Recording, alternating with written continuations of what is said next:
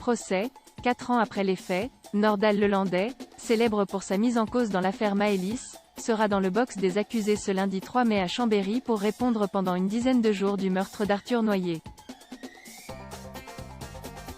Prévue dès 10 h, la première comparution de l'ancien militaire de 38 ans devant la cour d'assises de Savoie était d'ailleurs particulièrement attendue.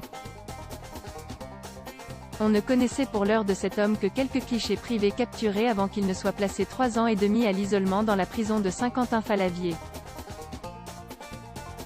Le prévenu est finalement arrivé coiffé d'une casquette et portant un masque. Lelandais est-il lié à d'autres disparitions? À l'automne 2017, après sa mise en cause dans l'affaire Maëlys, en Isère, les enquêteurs savoyards ont fait le rapprochement avec la disparition d'Arthur Noyer, un chasseur alpin de 23 ans. Quand, le 20 décembre, Nordahl-Lelandais est mis en examen pour avoir assassiné le caporal, le procureur soulève ouvertement une question. Est-il lié à d'autres disparitions?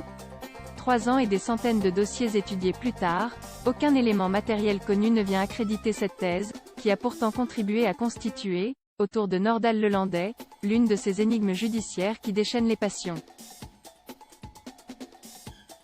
Quelques 120 journalistes ont été accrédités pour ce procès autour duquel le dispositif policier a été renforcé. Le procès Maëlys, lui, aura probablement lieu en 2022 à Grenoble. Une incapacité à éprouver de la culpabilité, après la sélection des jurés et un résumé de l'enquête lundi matin, l'audience de l'après-midi doit débuter avec l'examen de son parcours de vie.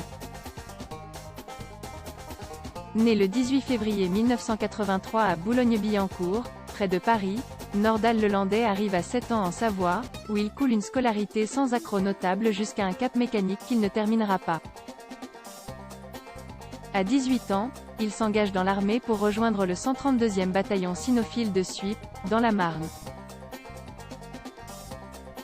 Il quittera l'armée comme caporal en 2005 pour infirmité sans avoir convaincu ses supérieurs. Il revient alors chez ses parents, à Domessin, et enchaîne les petits boulots. Décrit par sa famille comme serviable, les quelques femmes avec qui il a eu des relations un peu durables pointent un homme tantôt très tendre, tantôt menteur, manipulateur, ont résumé les juges d'instruction. Une expertise psychologique versée à l'instruction relève des carences affectives et une surenchère des excitations, par l'alcool, les drogues ou le sexe. Une seconde expertise citée dans le dossier Noyer exclut une altération de son discernement au moment des faits, mais souligne une tendance à la mythomanie, une très faible tolérance à la frustration, et une incapacité à éprouver de la culpabilité. Il encourt jusqu'à 30 ans de réclusion criminelle pour cette affaire. Dans la nuit du 11 au 12 avril 2017, Arthur Noyer, qui vient de passer la soirée en discothèque, est pris en stop par Nordahl-Lelandais à Chambéry. Ce dernier, qui vient de se faire éconduire par une partenaire sexuelle occasionnelle, a multiplié dans les heures précédentes les allers-retours dans le centre-ville. Pour les juges d'instruction, il était probablement en recherche d'une aventure charnelle. Lors d'une halte sur un parking de la banlieue de Chambéry, les deux hommes en viennent aux mains pour un motif qui demeure flou. Nordahl-Lelandais a reconnu en mars 2018 avoir donné des coups très violents à Arthur Noyer à la suite d'un premier coup donné par le militaire. À l'issue de la bagarre, a-t-il raconté aux enquêteurs, le caporal Noyer est inanimé, Nordahl-Lelandais glisse son corps dans le coffre de son Audi grise, roule une vingtaine de kilomètres puis le dépose sur le bas-côté d'une petite route de montagne.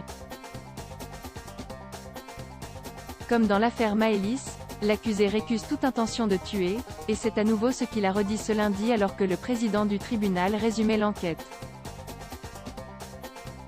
Nordahl-Lelandais a confirmé qu'il avait battu à mort le caporal Arthur Noyer mais sans intention de tuer.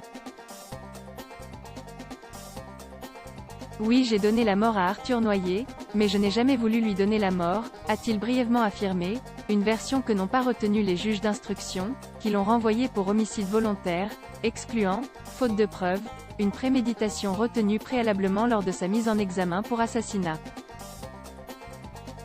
Le verdict est attendu autour du 12 mai. L'accusé encourt 30 ans de réclusion criminelle. À voir également sur le HuffPost, Nordal Lelandais au cœur du nouveau magazine, Contre-enquête, de M6. Lire aussi Nordal Lelandais mis en examen pour agression sexuelle sur une cousine, des objets volés sur la tombe de Maëlys, vive émotion sur Internet.